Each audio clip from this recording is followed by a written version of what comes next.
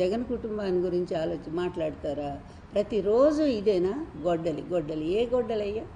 CBI చాలా స్పష్టంగా, supreme court స్పష్టంగా జగన్మోహన్ రెడ్డికి ఆయన భార్యకి ఏ సంబంధం లేదంటే మీరు చేసే ఏదో పని ఏంటయ్యా?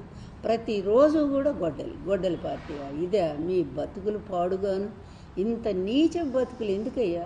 ఎందుకంటే ఏదన్నట్టు ఉన్న 4 రోజులు ఒక మంచి పేరుతో బతకాలి జగన్మోహన్ రెడ్డిలాగా. ఆయన కుటుంబ గౌరవం ఎక్కడ? నీ కుటుంబ గౌరవం ఎక్కడ? ఆ రోజుల్లో నేను ఒక్క మాట అడుగుతాను చంద్రబాబు నాయుడు, నువ్వు అడ్డదారిలో ఇక్కడ హైటెక్ సిటీ కట్టేటప్పుడు దాని ముందు ఉండేటువంటి ల్యాండ్స్ అన్నీ కూడా ఆక్యుపై చేశావు. డాగా వాళ్ళని నీ ఫ్రెండ్స్ అందరినీ కూడా తీసుకొచ్చి కొనిచ్చి మళ్ళీ వాళ్ళు కొన్న భూముల్ని మీ పేరుతో మీ అమ్మ పేరుతో కూడా కొనిచ్చావు. 40 లక్షల రూపాయలు విలువైనట్టు ఆ రోజుల్లోనే 40 లక్షలు పెట్టి నువ్వు ఆ ల్యాండ్ మీ అమ్మ పేరుతో కొనిచ్చావు కదా. ఇచ్చి వెంటనే ఏం చేసావు నువ్వు? నిజంగా నీ కుటుంబం మీద ప్రేమ ఉంటే ఆ రోజుల్లో ఆ ల్యాండ్ మరి వదిలేయాలిగా. మీ తమ్ముడు అప్పుడు మీ అమ్మ వాళ్ళంతా పేదవాళ్లే కదా. మీ నాన్న పాపం ఆ 2 ఎకరాల పొలంలోనే కదా కష్టపడి పనిచేసుకుంటా ఉన్నాడు. అంత ప్రేమ ఉన్నవాడు అయితే ఆ ల్యాండ్ వాళ్ళకు వదిలేసి ఉంటే వాళ్ళు బాగుపడి ఉండేవాళ్ళు కదా. మీ పాడు బుద్ధి చెప్తున్న కుటుంబం పట్ల మీ మొదటి నుంచి కూడా మీకు ఏమాత్రం కూడా ప్రేమాభిమానాలు లేనటువంటి మీరు ఈరోజు ఇతరుల మీద ప్రేమ చూపిస్తారా? విజయమ్మ గారి మీద ప్రేమ మీకు అంత పాపం పొంగుకొని వచ్చిందా? ఆ ల్యాండ్ ఏం చేసావు? నీ లోకేష్ పేరుతో రాయించుకున్నావు తిరిగి మీ అమ్మ దగ్గర నుంచి. ఇదే మీ ప్రేమ కుటుంబం పట్ల? ఇదేనా మీ కుటుంబానికి చేసే న్యాయం? ఎన్ని రోజులు వాళ్ళు ఎంత సఫర్ అయ్యారు, ఎంత బాధపడ్డారు. ఇంతెందుకు మీ నాన్న చనిపోతే పెద్ద కొడుకుగా నువ్వు కదా తలకొరివి పెట్టాలా? మరి నువ్వెందుకు పెట్టలేదు? తమ్ముడి చేత ఎందుకు పెట్టించావు? ఏనాడైనా సరే నువ్వు శ్రాద్ధ కర్మలు కానీ ఇంటికి వాళ్ళకు సంబంధించినటువంటి వ్యవహారాలు ఏదైనా సరే కొడుకుగా నీ బాధ్యతను నెరవేర్చావా? ఎప్పుడు లేదు. ఈ మధ్య చెప్తున్నావు కొత్త మాట ఒకటి, మావిడ అక్కడ ప్రతి పండగకి వెళ్దామంది. ఇదేదో ఎవరు వెళ్ళనట్టుగా సంక్రాంతి వస్తే ప్రతి కుటుంబం కూడా వాళ్ళ సొంత కుటుంబాలకు వెళ్ళిపోతారు. ఇదేదో మీరే కొత్తగా కనిపెట్టినట్టు అన్ని వేషాలే, అన్ని డ్రామాలే, అన్ని నాటకాలే, అన్ని అబద్ధాలే. మీ బతుకంతా ఇంతేనా?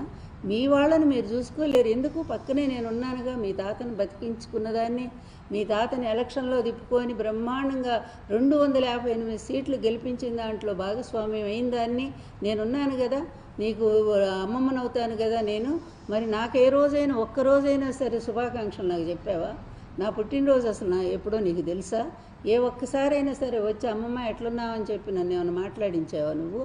అట్లానే మీకు డబ్బున్న వాళ్ళు తప్ప లేదు. రాజకీయంగా వాళ్ళు ఎదుర్కోలేనటువంటి పరిస్థితుల్లో మీరు దిగజారే విధానం ఈరోజు విజయమ్మ గారి శుభాకాంక్షలు చెప్పడం ద్వారానే అర్థమవుతూ ఉంది. అందువల్ల ఏంటంటే ఇది ప్రజలు ఏమంటున్నారో ఒక్కసారి బయటికి వెళ్ళి వినండి. ఉమ్మేస్తూ ఉన్నారు మీ మీద. ఇంత నీచంగా దిగజారాలా? ఇలా కుటుంబాల్లో చిచ్చు పెట్టడం ఏంటి?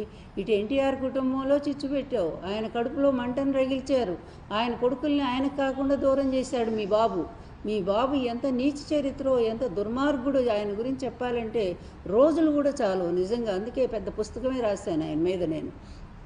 అట్లాంటి వాడు మీ తాతను బ్రతికుండగానే చంపేసినటువంటి వ్యక్తి కదా మీది. మీ అమ్మ కూడా అందులో భాగస్వామే కదా. మరి సొంత తండ్రికి అంత అన్యాయం జరుగుతుంటే సరే కనీసం అండగా నిలబడిందా మీ అమ్మ? పోనీ ఆ రోజు నువ్వు చిన్నాడు అనుకుందాము. మీ నాన్న అంత ద్రోహం చేసి ఆయన వెన్నుపోటు పొడిచి ఆయన ప్రాణాలు తీస్తూ ఉంటే, ఆయన మీద చెప్పులేసి అవమానం చేస్తూ ఉంటే మీ అమ్మ ఒక్కరోజైనా ఇది తప్పని మాట్లాడిందా?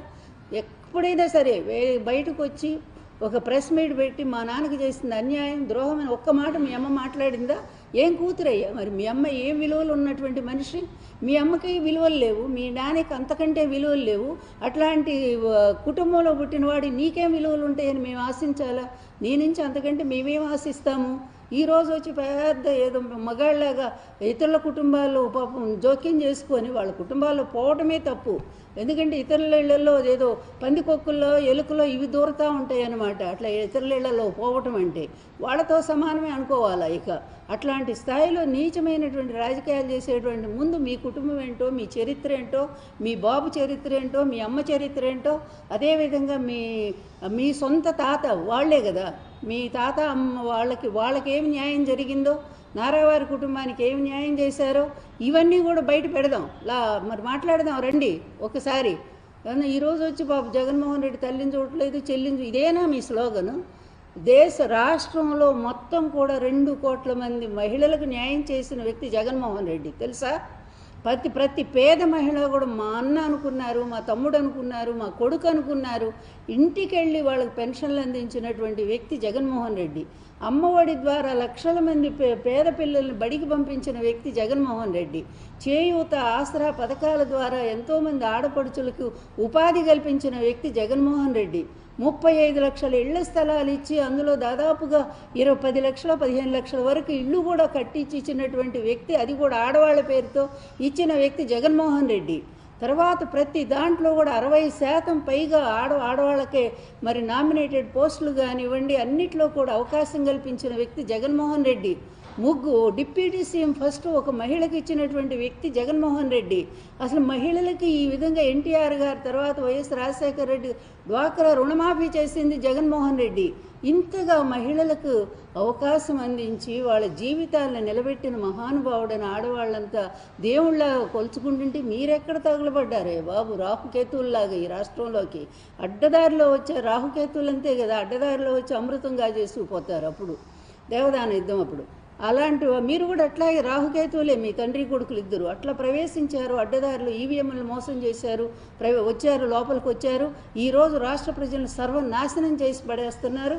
ఇలా కుటుంబాల్లో చిచ్చు పెడతా ఉన్నారు. అటు ఎన్టీఆర్ కుటుంబంలో పెట్టారు, ఎన్టీఆర్ని చంపేశారు. ఈరోజు జగన్ గారి కుటుంబంలో కూడా జొరబడ్డారు, వాళ్ళకు తగులు పెట్టడానికి ప్రయత్నం చేస్తున్నారు. ఎప్పుడు కూడా ఒక్కటే గుర్తుంచుకోండి, blood is thicker than water అని. ఎప్పుడు కూడా రక్త సంబంధాలను ఎవరూ చెరపలేరు. తాత్కాలికంగా ఉంటే ఉండొచ్చు కానీ మళ్ళీ ఆ తల్లి కొడుకులే ఏకమవుతారు, ఆ అన్నా చెల్లెళ్ళే ఏకమవుతారు తప్ప అప్పుడు అందరూ కలిసి మీ ముఖాన ఏం వేస్తారంటే అది కూడా నేను చెప్పలేను. అంత అసహించుకుంటారు మిమ్మల్ని. అందువల్ల ఇట్లాంటి నీచమైన రాజకీయాలు దీనివల్ల నువ్వేదో గొప్ప లీడర్గా అవుతావని చెప్పి అనుకోవద్దు లోకేష్. నువ్వు ఇంకా దిగజారిపోయావని అర్థమవుతా ఉంది. ఎప్పుడైతే ఒక మంచి లీడర్ ఎలా ఉంటాడంటే జగన్మోహన్ రెడ్డి లాగా ఉండాలి, ప్రజల్లో నుంచి రావాలి తప్ప ఎప్పుడూ అడ్డదారి మీ నాన్నలాగానే వస్తే నిన్నెవరూ లీడర్ ఇప్పటివరకు నీ పార్టీ అయినా గుర్తిస్తూ ఉందా? ఏదో నీ చేత పనులు చేయించుకోనుకునే నలుగురు తప్ప ప్రజలు ఎవరైనా సరే లోకేష్ మా ముఖ్యమంత్రి అని చెప్పి ప్రజలు ఎవరైనా ఒక్కళ్ళు అనుకోగలుగుతున్నారా? లేనప్పుడు నీ స్థానం ఎంతో నువ్వు ఆలోచించుకో. ప్రజల్లో నువ్వెంత, నీ బతుకెంతయ్యా? అసలు నీ స్థాయి ఏంటో చెప్పు. ఒక్కసారి ఒక్క సబ్జెక్ట్ నువ్వు మాట్లాడగలవు, ఒక్క అరగంట మాట్లాడు, ఒక్క సబ్జెక్టు. అలాగే అడ్మినిస్ట్రేషన్కి సంబంధించి దేని మీదైనా సరే నీకు అవగాహన ఉందా? ప్రజా సమస్యల మీద అవగాహన ఉందా? ఏమీ తెలియనాడు ముఖ్యమంత్రి పోస్టు కోసం మాత్రం ఎగబడుతూ ఉంటావా? దానికోసం ఇతరుల కుటుంబాల్లో చిచ్చు పెడతా ఉంటారా మీ ఇద్దరు కలిసి? ఈ చిచ్చు పెట్టినంత మాత్రం చేత వాళ్ళు ఏదో పాపం అంతా ఇదైపోతారు, వాళ్ళు ఇక నిర్వీర్యం అయిపోతారు, రాజకీయాలకు ఇక ఉండరు అని అనుకునే భ్రమలో బతుకుతున్నారా మీ తండ్రి కొడుకులు ఇద్దరు కూడా? అట్లా ఎంతకంతకు మీరెంతగా అతని కుటుంబం మీద దాడి చేస్తూ ఉన్నారో అతను అంతగా ఎదుగుతూనే ఉన్నాడు. వామనుడు త్రివిక్రముడైనట్టుగా ఆయన ఇంకా ఎదుగుతూనే ఉన్నాడు. రోజు రోజుకి ప్రజాభిమానం పొందుతున్నాడు. ఎందుకంటే అతను లీడర్ కనుకనే అతను ప్రజా సంక్షేమం మీదే దృష్టి పెట్టి పేద ప్రజలకు ఒక దేవుళ్లాగా నిలబడ్డ వ్యక్తి కనుకనే అతను ఎప్పుడూ అలాగే ఉంటాడు ప్రజల హృదయాల్లో. మీరు చేసే ఈ చౌకబారు రాజకీయాలు ఎప్పుడైనా సరే జగన్మోహన్ రెడ్డి గారు మీ కుటుంబం గురించి మాట్లాడా? ఒక్కసారన్నా మహిళల గురించి హీనంగా మీలాగా మాట్లాడా? మీ దరిద్రపు ఛానల్స్ అన్నిటిని పెట్టుకొని మహిళల్నే వేధిస్తూ క్యారెక్టర్ అసాసినేట్ చేస్తూ బ్రతుకుతున్నటువంటి మీ బతుకులు ఎంతయ్యా? దరిద్ర బ్రతుకులు ఇచ్చి నిజంగా కూడా అసహ్యం వేస్తూ ఉంది మిమ్మల్ని.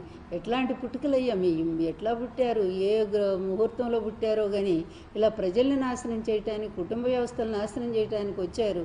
సొంత కుటుంబాన్ని నాశనం చేసినటువంటి మీ నాన్న అడుగు ఎట్లాంటి దరిద్రపు విధానాలు అవలంబిస్తాడో రాజకీయాల్లో అనేది. ఈయన గురించి ప్రతి లీడరు కాంగ్రెస్లో తిడతారు, కమ్యూనిస్టులు తిడతారు, బీజేపీ తిడతారు, అందరూ తిడతారు. అట్లాంటి వాడు మీ నాన్న మెచ్చుకున్నాడు ఒక్కడు కూడా లేడు. అలాగే నిన్ను కూడా అలాగే తిడుతున్నారు ఈరోజు. నువ్వు వచ్చిన దగ్గర నుంచి ఏం చేస్తున్నావు? నువ్వు దోచుకోవటం తప్ప దాచుకోవటం తప్ప మాటికి నెలకో 2 నెలలకు ఒకసారి ప్రజల దగ్గర దోచుకున్న ధనాన్ని తీసుకుంటారు, స్పెషల్ ఫ్లైట్ వేసుకుంటారు, పోతారు. 2 ఎకరాలే కదా మీ తాతకి లోకేష్. ఈరోజు లక్షల కోట్లు ఎక్కడి నుంచి వచ్చినాయి? ఏం చేస్తే వచ్చినాయి అయ్యా? ఒక్కసారి చెప్పు నీ ఆస్తి వివరాలన్నీ కూడా. ఏం చేస్తే మీ నాన్న స్పెషల్ ఫ్లైట్లు కొనుక్కున్నారే మీరు? ఫ్లైట్లే కొనగలిగినటువంటి స్థాయికి ఎలా ఎదిగారు? అంతా దొంగ సొమ్మే కదా. అడ్డదారుల అవినీతి సొమ్మే కదా. మీ స్కిల్ స్కామ్ ఏంటి, మీ ఫైబర్ నెట్ ఏంటి, ఇట్లాంటి స్కామ్లు ఎన్నో మీ నాన్న లిస్టులో బోలెడు ఉన్నాయి. ఇతని అవినీతి భాగవతం అన్నీ ఒక్కసారి వస్తాయి. ఆ రోజు బాబు కొడుకులు ఇద్దరు